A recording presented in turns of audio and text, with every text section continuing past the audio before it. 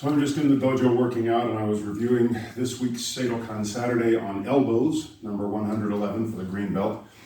And it occurred to me to explain some places in kata where we see elbows both overtly and what I would call covertly. So I haven't really gone through every kata specifically, but I'm going to kind of randomly look at some things here. The key element in applying elbows is, again, as I pointed out in number 111, is that the range is in here. So somebody has a hold of you or is in close trying to grab, fight, so forth.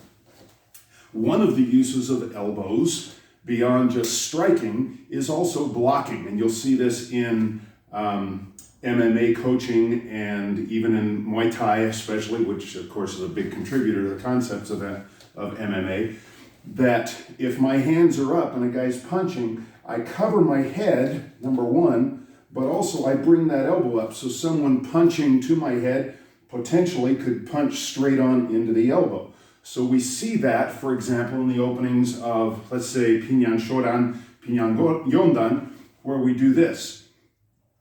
I'm bringing this up, bring it a little further, there you are, so I'm here. The other thing that this is doing, besides blocking, so if I'm covering, my elbows are up here, right? I'm in this position in Pinan Sandan, bringing my arms across and covering myself. But the other concept is what's called framing. So again, somebody has a hold of me in close and I frame. I come up under one arm and I push with my forearm or elbow into his neck, jaw, collarbone, creating space there for the next move. Now in Pinan Yondan, we see this on both sides, and then it's followed by the Geran Jujuke, the low cross block. So I'm here, I've pulled away, his hands are on me, I open one hand, I frame against his collarbone, then I grab, and choke or drive down. So the elbows created a frame. We see this in Pinan Sandan as a punch. And then, again though, if I'm framing, I grab whatever's on me. I clear it and frame against him or punch. But now we see this move. And we typically think of it as pulling across and punching under. But if I'm close, I've also struck across with my elbow in this position. So it's really a question of range of how we visualize things. Pinan Sandan, we have very obviously the twisting, which is typically interpreted as blocking, right? My hands are in my pockets and I block. Well, Japanese didn't have pockets, but maybe they were in the belt, I don't know.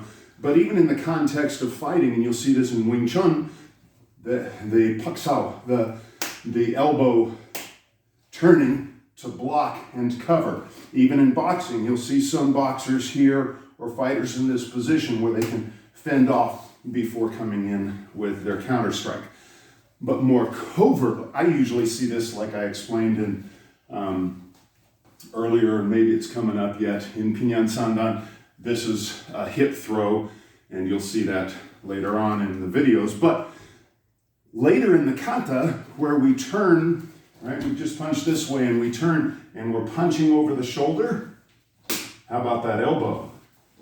How about that elbow? Clearing, pulling them in, striking across with the elbow, a foot sweep because I'm in that close, pulling a head or an arm, coming across again, what looks like punching over the shoulder. If I change the range, angle, direction, instead of hitting back here, I'm hitting forward here. Another kind of a covert elbow. Obviously, we see in Pinan Yondan, for example, here we've got the elbow smashes. I mentioned in the video Ananku. Anytime where we're trapping and elbow smashing, again, I'm in close, elbowing. So we see the overt in the kata. But this is sort of a covert. Well, what's another covert? Naihanchi. Overt, covert. The punch across, yeah, it could be kagesuki, right, the hook punch. But again, depending on range, it could become the elbow. Same thing, Pinan Godan, pull across, boom. I could be hooking his head. I could be punching, pulling him over and punching as he passes by. Or if he hasn't passed all the way by, then what was a punch becomes an elbow.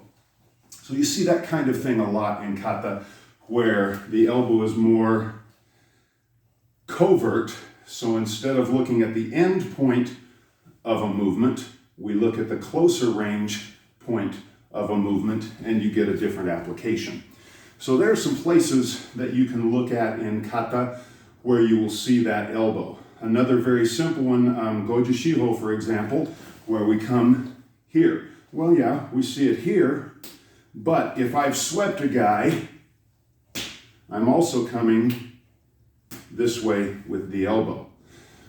So look for places where simply by changing the distance,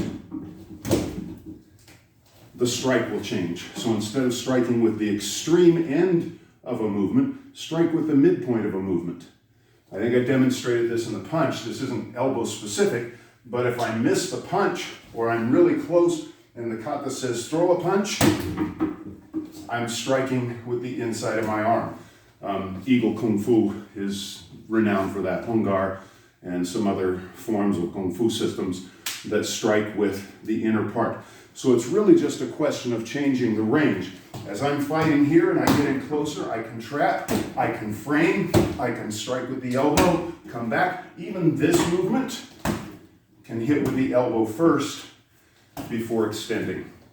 So look through your kata where changing the position of the attacker or changing the range of my movement will demonstrate some elbow strikes for you, and work that within the context of sparring slow motion, close range with a partner, right?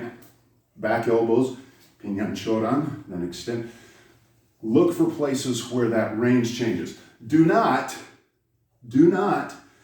change the kata or even the movement that you're doing from the kata. Keep it exactly as it is and simply change the distance or the position of the attacker, side, front, up, down, wherever, and you'll find a whole range of infighting and elbow techniques. Very, very useful in terms of actual self-defense, not distance range, tournament style sparring or combative sport sparring, but actual in-close self-defense. Hopefully that gives you a little bit more of things to look at as we work at real self-defense from our old karate kata. Just an adjunct. Throw it into your repertoire.